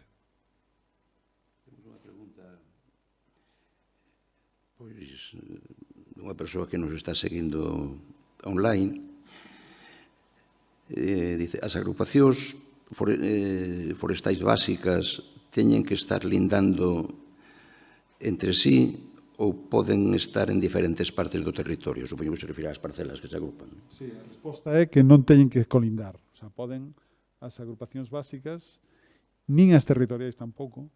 Hai algunha restricción, pero en xeral non é obligatorio que sean coutos redondos. Poden ser, por eso falaba de que, quizás temos que facer máis proselitismo sobre isto, pero a facer unha constitución dunha agrupación forestal de xestión conxunta básica é moi sinxelo. É coller aos propietarios cercanos do mesmo concello, poñernos de acordo, facer uns estatutos, facer unha asamblea e empezar a tirar xa. Mandarlle un listado de propietarios e de parcelas á Xunta. O sea, que é moi sencillo. E esas parcelas non teñen que colindar, nin teñen que ser unha superficie moi grande. Quer decir, non hai restricción de superficie. O sea, con que sea 3 propietarios que poñen en común as súas parcelas, as que teñan, as que queiran eles, non teñen que ser todas, pois xa vale. No mesmo concello. Entonces, para empezar, hai que empezar por algo. Pois vamos a empezar por unha cousa sencilla. Non hai... O seguinte paso son as outras. As outras, as territoriales, lógicamente, teñen máis dificultades. Pero, respondendo á pregunta de telemática, que non fai falta que colinden as parcelas. A base territorial teñen que ter unha superficie mínima? A superficie mínima nas de base territorial son 10 hectáreas. Siguen sendo 10 hectáreas. Siguen sendo 10 hectáreas. Claro, hai 10 hectáreas e ten que haber unha cesión por parte dos propietarios á agrupación de 10 anos da xestión. Que iso, pois claro, aí já estamos falando de palabras maiores. Entonces, claro, a miña proposta sempre vamos a empezar por lo fácil. Despois xa, cando haxa alguén que se poña ao frente, que vexamos que ten un certo grado de sentido común, que vemos que ten un proxecto máis ou menos razonable, pois veña, pois se quere animar a pedir podemos, se nos animamos a deixar as nosas parcelas durante 10 anos, pois veña, e poñernos de acordo en como planificamos eso. Hai que decir, que vamos a facer estes 10 anos? Pois vamos a facer unhas podas, ou vamos a reforestar esta zona, ou vamos a cortar este arbolado, os ingresos, saber se os hai, como repartimos, os gastos como repartimos, pero eso xa son palabras maiores. Vamos a empezar polas básicas. Máis preguntas? O que estamos a ver aquí en Galicia é o problema das terras abandonadas. As terras abandonadas están aumentando moitísimo en concordancia co despoboamento rural. As aldeas estánse quedando, envellecen, terminan prácticamente morrendo. E iso significa as mellores terras de cultivo que había abandonadas. O que pasa cos paisanos, nesas terras abandonadas, ben sabemos o que queren facer. Ben o sabemos. Non queren saber nada de plantar frondosas, castiñeiros, etc. Queren outras árbores, que eu non vou dicir cales son, porque creo que o sabemos, ni siquiera cos ollos cerrados sabemos cales son. Entón, o primeiro que fan xa é intentar, pois, xuntarse, a veces veciños, e meter esas árbores invasoras aquí, e non queren saber nada de frondosas. Entón, claro, aí entramos nun tema que é político. Eu vexo que a política forestal da Xunta de Galicia é moi pobre. Falando claro, que vou falar claro. Porque os políticos que temos non nos vexo nada interesados polo que facedes vos. E supoño que están aí, teñen que manter eses departamentos nas consellerías, pero creo que eses departamentos nas consellerías lles importan un carallo, falando mal, que é unha palabra galega. Creo que lles importa nada. Entón, aquí o problema en Galicia o vexo non só minifundismo, non hai outros problemas tan complicados como a minifundismo. Son estes problemas, terras abandonadas, son os políticos pasotas de todo, etc. Non son os políticos que están na política de outras consellerías, non, son os do medio rural, te refiro ao do medio rural concretamente. E a Consellería de Política de Medio Ambiente. Concordo parcialmente co que usted describiu.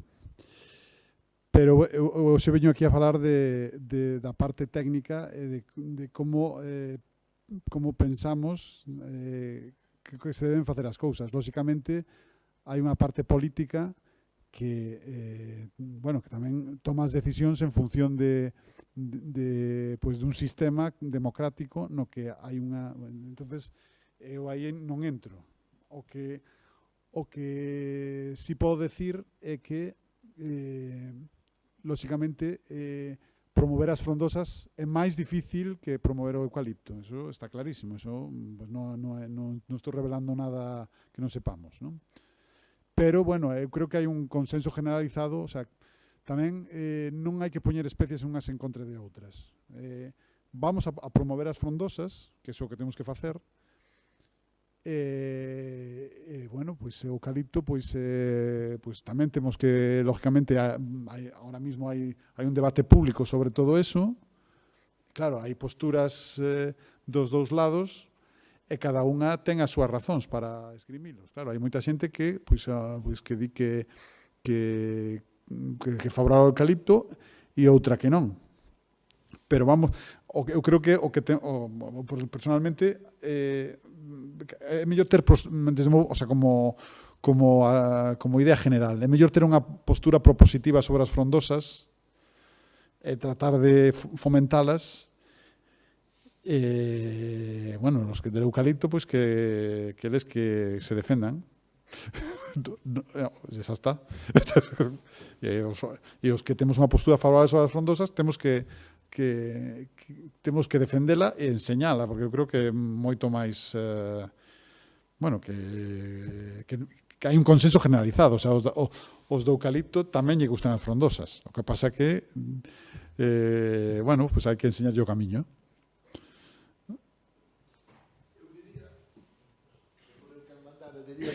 Que había que exigir ter algo de todo. O que tovera alcoholito, pois exigirlle ter unhas hectáreas ou unhos metros de frondosa e outros de pino. Pero o alcoholito eu defendo moito porque é unha riqueza para Galicia, é unha riqueza máis das grandes que hai en Galicia.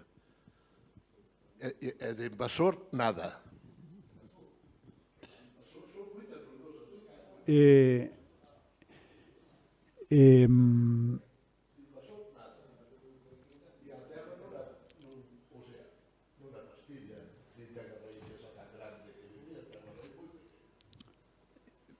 Eu creo que ahora mismo temos que circunscribir este debate a un debate parlamentario que de onde está vai haber hai unha proposta legislativa pois cos seus luces e as súas sombras, aí está.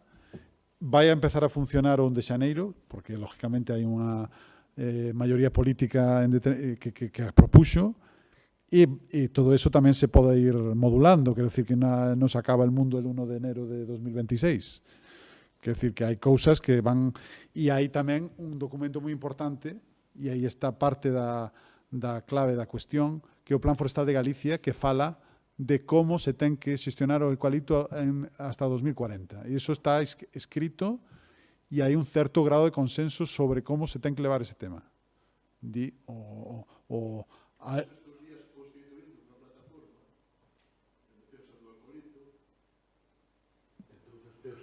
Vamos chegar a moitos acuerdos que a administración, porque vai unha cousa seria a ver.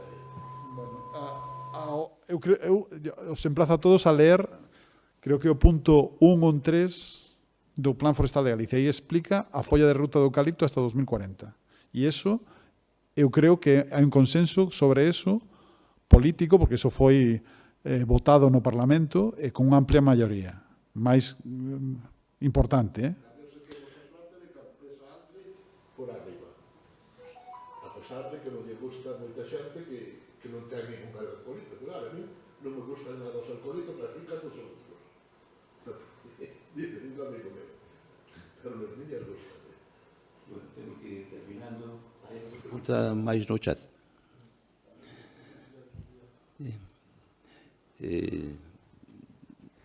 Unha última pregunta, se alguén quere facela. Pero vou facer eu. Mira, Alberto, cas frondosas, os propietarios, non? Pois, normalmente, si queren xestionar os seus montes, non? Desde un punto de vista productivo, non? Bueno, hai persoas que realmente dicen, bueno, pois eu planto frondosas ainda que sexan poidan aproveitalas os meus netos, ou ainda que non se aproveiten, porque a mí me gusta hacer frondosa. Non? Pero claro, os que queren facer plantacións productivas, pois sempre o que os bota para atrás é o longo turno, non? A quenda de corta a longa. Non? E da que a veces tampouco é... A veces estamos pensando pois no carballo, neses carballos que teñen os franceses ou os alemáns, non, que venden madeira pois a 300 ou 400 euros o metro cúbico, e que son carballos que teñen ao mellor 200 ou 300 anos. Non? Pero especies como a cerdeira, pois, se se fan as cousas ben e se utiliza un bon material xenético, pois os 40, 50 anos pois podemos ter cortas, igual co castiñeiro de madeira, non? Pero, bueno, tamén son turnos máis longos, evidentemente, cos 15 do eucalipto ou cos 20 ou 25 do piñeiro radiata, non? Entón, eu non sei se neses contratos dos que falabas a 10, 12 anos, non? Eso, claro, de 12 anos, pois, para as frondosas está moi lonxe, para moitas frondosa, ainda para as de turno máis corto está moi lonxe, non? Entón, eso é, imagino meu, para botalas a andar, non? Os primeiros anos facer os tratamentos axeitados, de desbroces, de podas, de clareos, de claras, pensando en producir unha madeira de boa calidade, non? E logo, a partir deses de 12 anos, pois os propietarios seguirían xestionando, pero, bueno, xa dando eses primeiros pasos que son moi importantes se queremos conseguir madeira de calidade que teña un bo precio no mercado. Pero, claro, seguimos topando coa quenda de corta longa, non? Entón, o mellor había que valorar, non? Alguna forma de facer atractivas as frondosas tamén desde ese punto de vista, non? Eu, en algún momento se me ocorriu, eu teño comentado, que, por exemplo, neses contratos, ademais, pois desas axudas para a formación de vos fustes, madeira limpa, sin nós, e de boa calidade, algún tipo de compensación económica que disuada ao propietario fronte ao eucalipto ou pino radiata. Falamos do pino radiata en que agora está en horas baixas, non? Entón, pensemos, por exemplo, no pino taeda, que é o que eu coas miñas reservas se está lanzando actualmente, non? Porque eu penso que había que facer máis investigacións para ter seguranza do seu comportamento, non tanto en costa como no interior. Entón, que nese contrato co propietario figurase algo como que vou a comentar.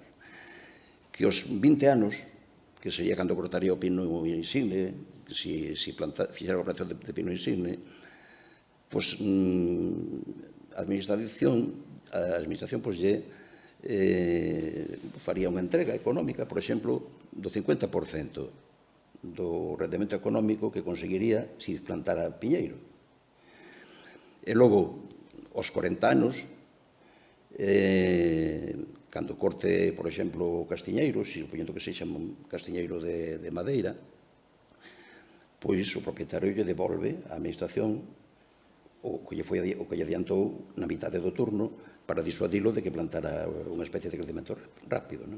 Eso podría ser viable. O problema dentro da administración para que digamos, un planteamento moi bo, o sea, non ten discusión. O problema é a administración non lle gusta comprometerse a tan largo plazo económicamente. Esa é a dificultad. O sea,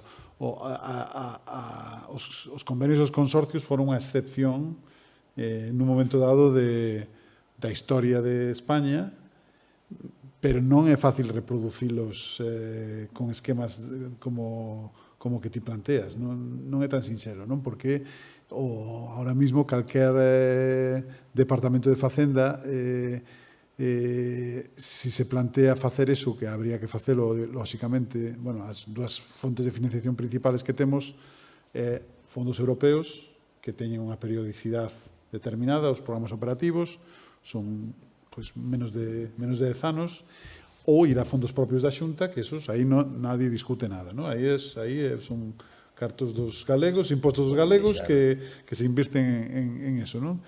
A calquer departamento de Facenda de calquera administración de España le costa tomar ese tipo de compromisos a tan longo plazo. Entonces,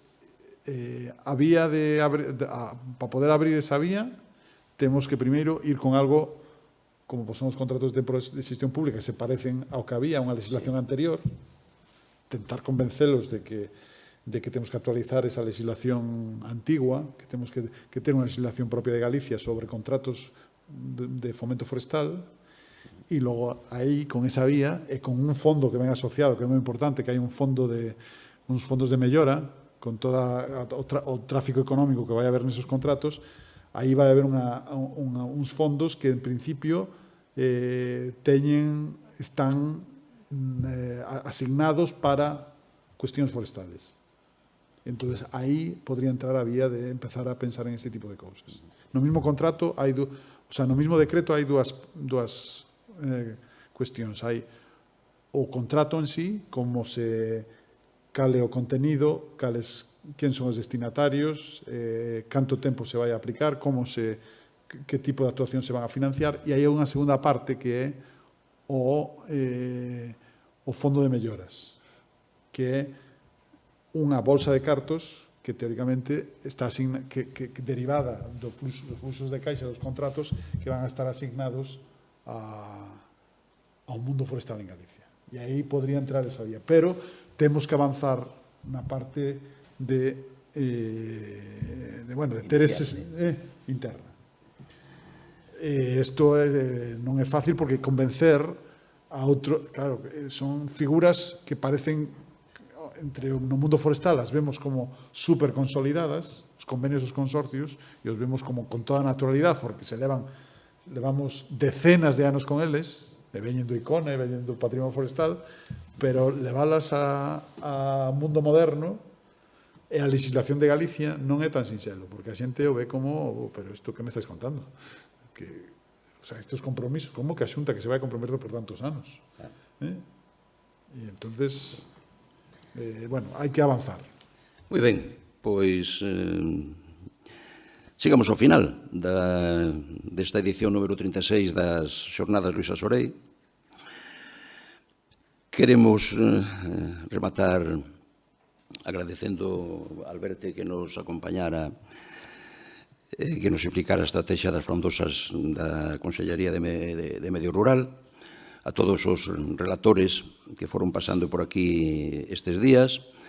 Por suposto, moitas gracias aos asistentes presencialmente aquí no Salón de Actos da Deputación e tamén Os que nos seguiron por streaming, a distancia, moitas gracias ao Servizo de Audiovisuais da Deputación e aos seus técnicos que fixeron posible que se puderan seguir estas xornadas a través do canal YouTube do propio Servizo de Audiovisuais da Diputación de Lugo.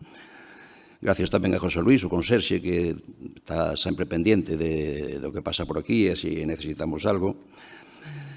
A Pablo e os outros, a Divina e a Teresa, que foron os encargados de levar ese labor de un pouco de control de asistencia e tamén estar pendentes para que todo fora saindo decentemente.